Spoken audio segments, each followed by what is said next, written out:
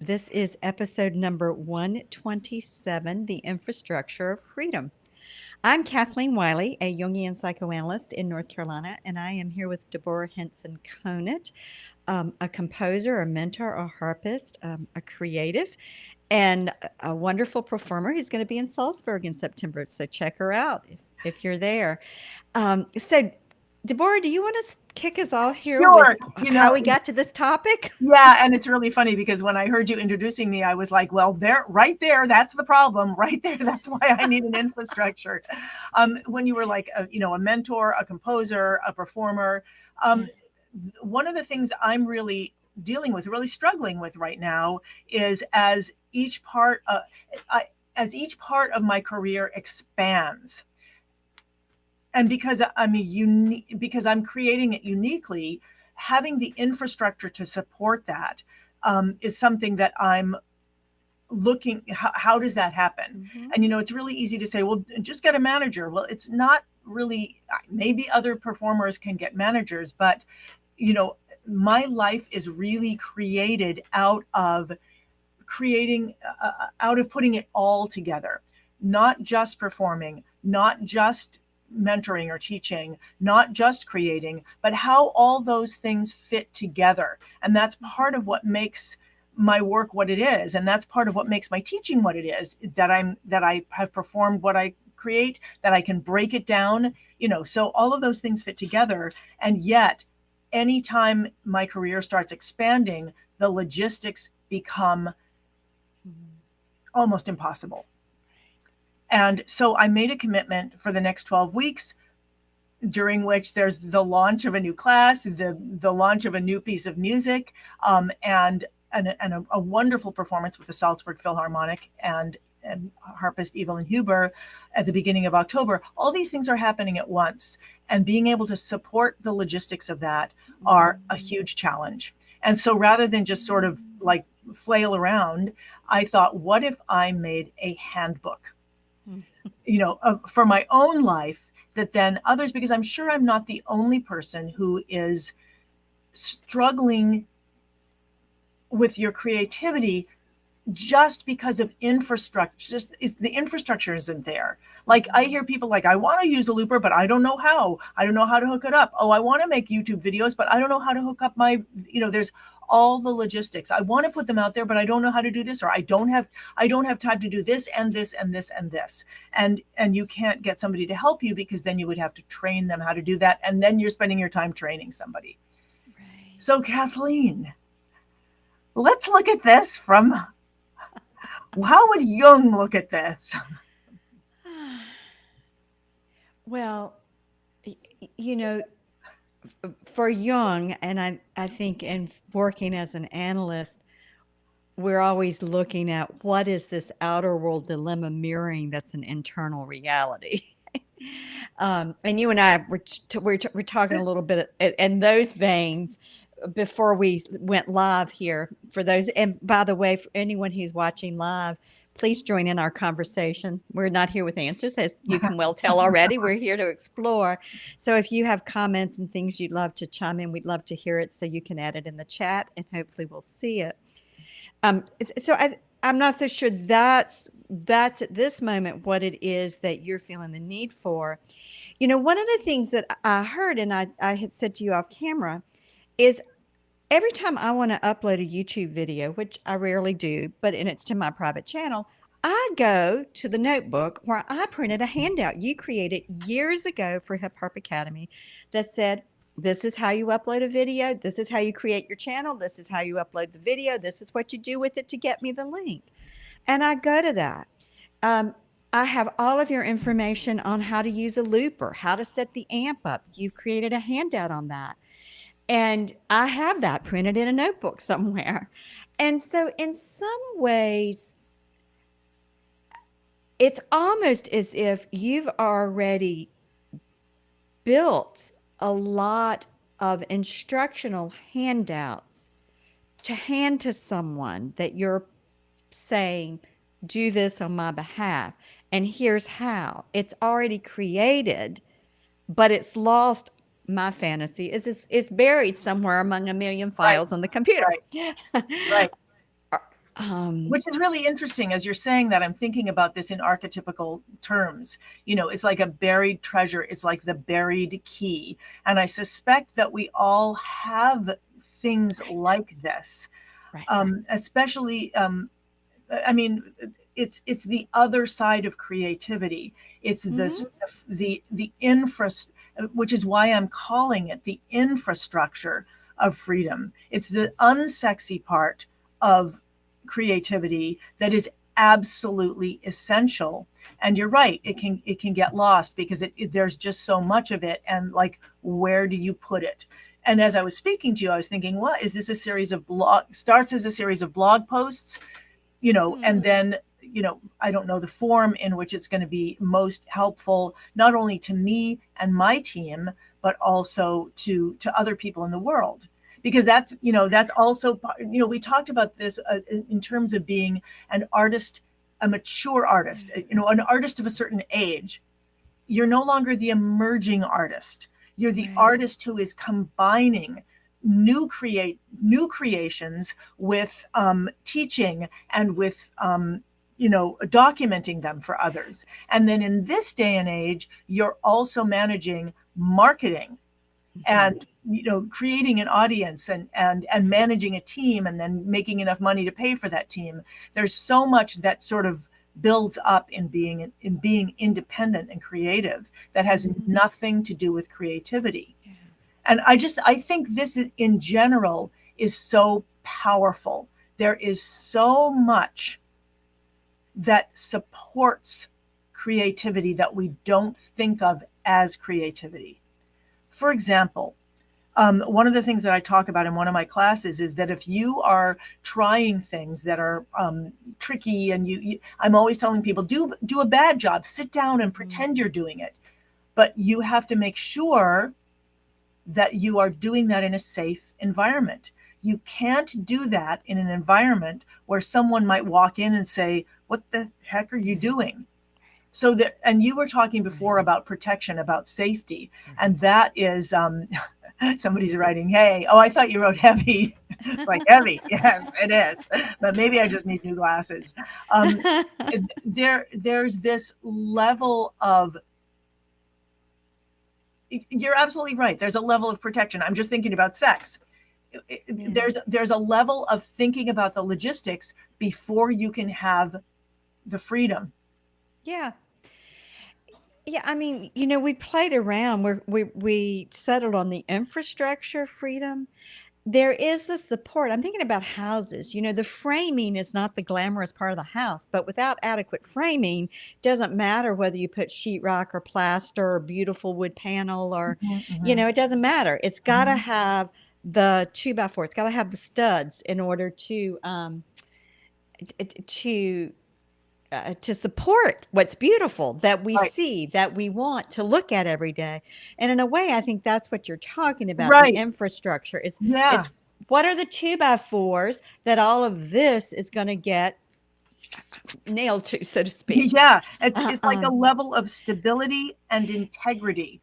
Meaning, yeah, when a board is out of integrity, or when right, some connection is out of integrity, it is fighting with itself rather than the two things actually helping each other. right, Once they right, get back into true, they can actually each act on the other to create even more stability. right, But right, until you have that, it's just, you're painting nothing, right, right. or you're painting something that's gone tomorrow. Yeah, I'm also thinking about how with a house, if we're building a house, then I mean, this is my fantasy, and I Mhm, did that. The first thing the contractor or the carpenter is going to do when they get there is going to see what's already in place, mhm. I see and what, then after they see what's already in place, they're going to look at what needs to be done next. And in a way, part of what I know is true psychologically for people and relationally, and I think it's true also for my own creative self, mhm, is that if I go to try and start to write just out of the blue, then that's one experience. But if I go and I take the first 15 minutes to look over where I am, I've made myself a few notes when I ended last time about it's like assessing what's already in place. What are the 2x4s already in place? Where's the foundation? And what's needed next? And in some ways, just like the two handouts I've mentioned that I have printed, and you have so many more, um, I mean, I'm thinking now about your lead sheets when you, I mean, I have so many of your lead sheets for Mhm, mhm. Irish tunes, Christmas Right. tunes, um, that in some ways, I'm imagining having all of that pulled together in one place with, I'm visual. So it's got the tabs, Right, the right. how to do this, how to do that. That somewhere that I feel supported when I go to my own stuff like that. Now that may not at all be be what would work for you, Well, and I don't mean to, I, you w- know. I love that, and you're talking about structure, and you're talking about visual structure, and you're talking about Yeah. access and ability to have Yes. access. Since you're a Jungian psychoanalyst, and we're Right. talking between worlds here, we're talking between the worlds of music. I want to bring it back to music, and then I want to ask you to take it into the world of Jungian psychology. So one of the things that I know I am teaching in the academy every quarter, one quarter is structure is freedom, another quarter is grounded expansion, the quarter we're in is the power of pattern, and the fourth is creative resonance, which is what happens when you're Mhm. actually connected. And what I'm hearing people say as they start to do these practices over and over again, and as they have a place for these practices in their mind and in their instrument, is that the practices are beginning to build on each other. And instead of the creative person having to um, practice, make pull it all together, remember it, blah blah blah blah blah blah. The practice itself becomes the generative source. Yeah. And there's one class called transformative practices that we have, and it's simply about coming up with something, can be anything, that you take 5 minutes to do, and you do it over and over and over again, Mhm. and then we share with each other what comes out of simply doing something over and over and over and over Mhm. again. And I think and people have been talking about, like, the first day I sat down and I connected to the earth, I connected to the sky, and then I connected to the harp. That was interesting. After the sixth day, I started noticing that I could hear as I was playing. After the 25th day, I started Mhm. noticing this. After the 100th day, I discovered this. So I feel that as a practice can create an infrastructure in the ether. And when we are creating music, having patterns to go back to or structures to go back to opens up creativity. So someone was playing, made a video in the class the other day, and she said, all I did was put together a bunch of the snippets that you've given us with a sense of transition. And as I listened to what she did, I was like, that is music. What Mhm. you just played is music. It's music that you just made up on the spot, taking things that you had, like, Mhm. here's a pattern, let me try this. Okay, let me put it over here. Okay, let me change it this way. That is music.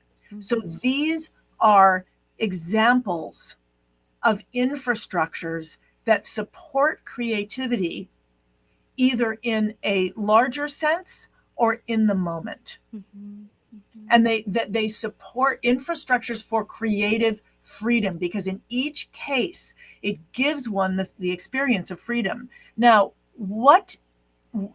where is that, and how would you create that internally? Well, first of all, the ego has to get it. It can't create it. The unconscious self is in charge.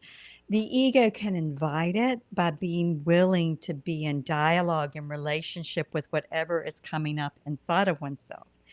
And, in terms of the embodiment circle work that I facilitate, the way that I break down what Jung talked about as the psychological functions is you look at How do you develop body awareness? Know what are the sensations that are coming up in your body?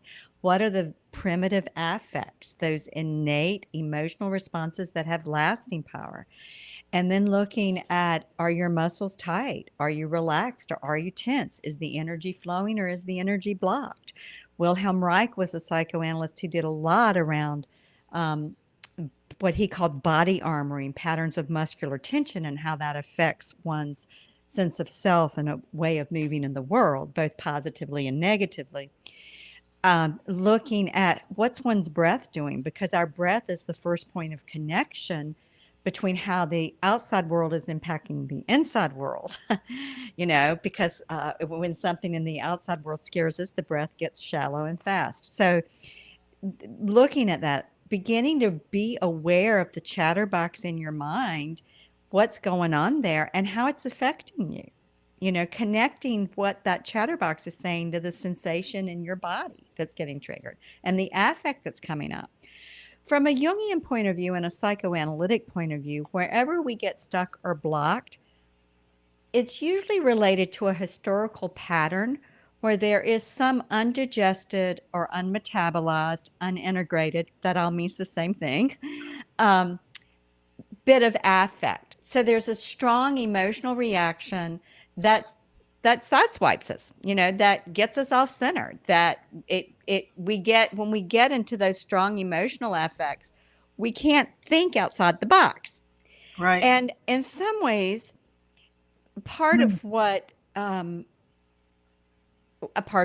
analysis does, and I think part of what the idea that we're talking about this morning, the infrastructure of freedom, is like, what is the container that's not a box that's just very narrow and limited and one-sided, but that's a container that holds all.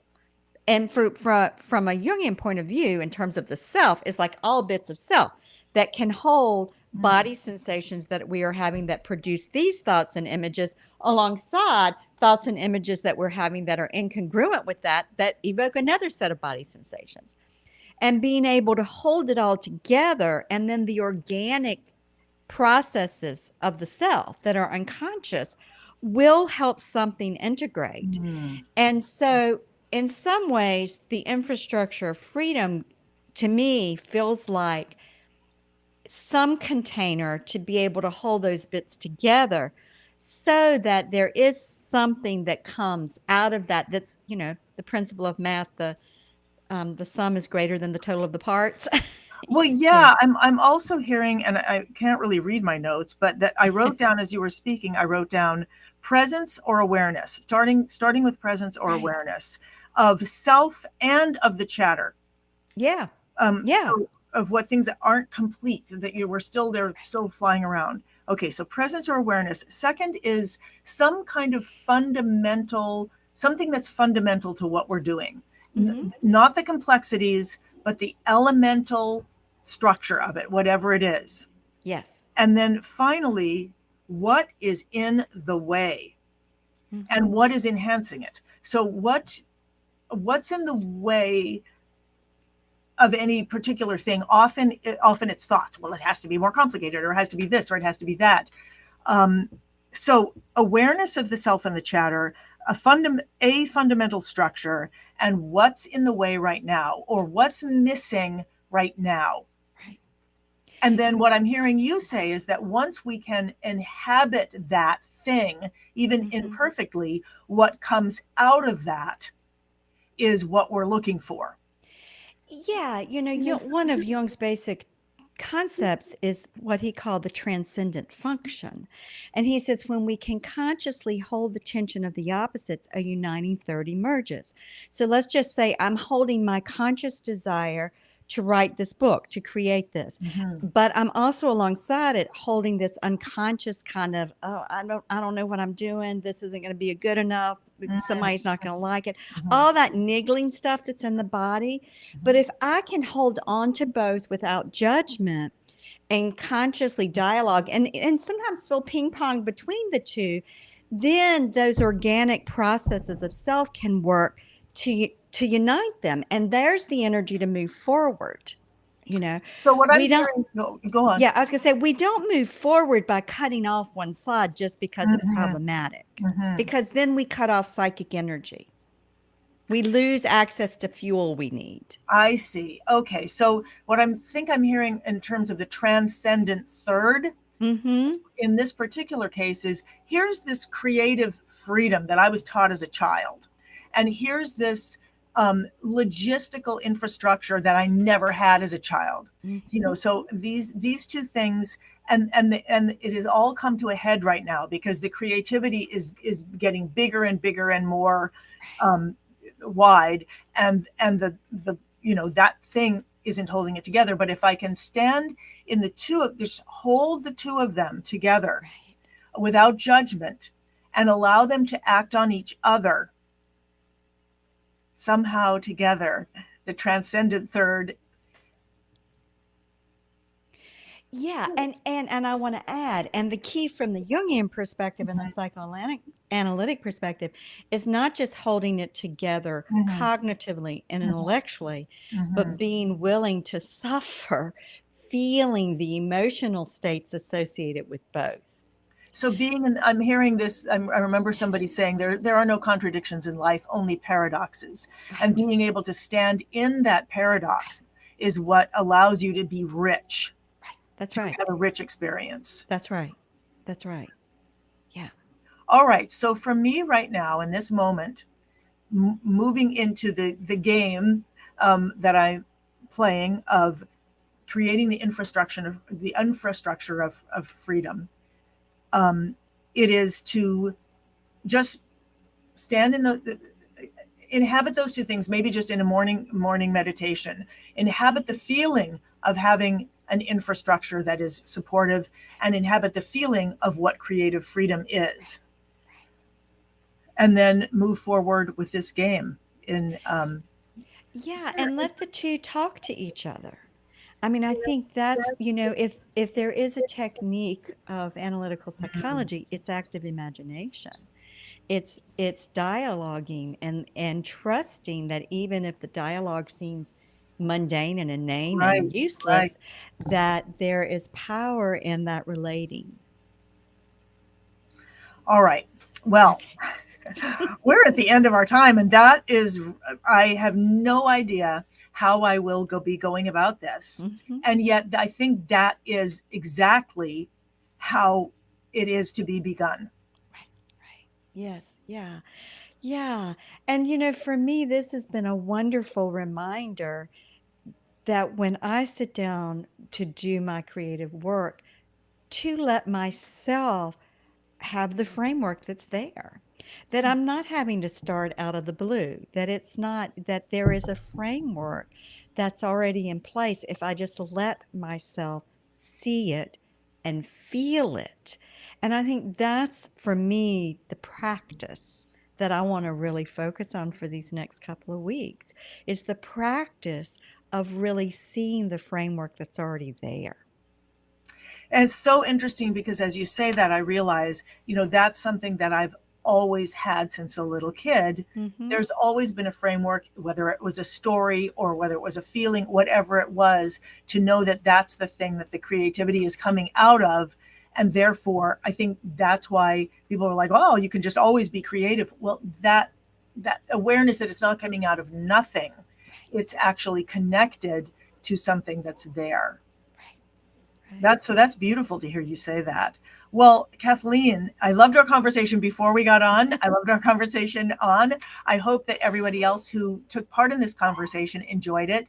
And part of what Kathleen and I are here doing is continuing the conversation we began many years ago and inviting you into the pleasure and the joy and the experience of having conversations about things you don't know about and coming together to explore a question together, not to give advice, not to give it answers, but to explore a question. And Kathleen, thank you so much. And I look forward to seeing you and everybody else again next week.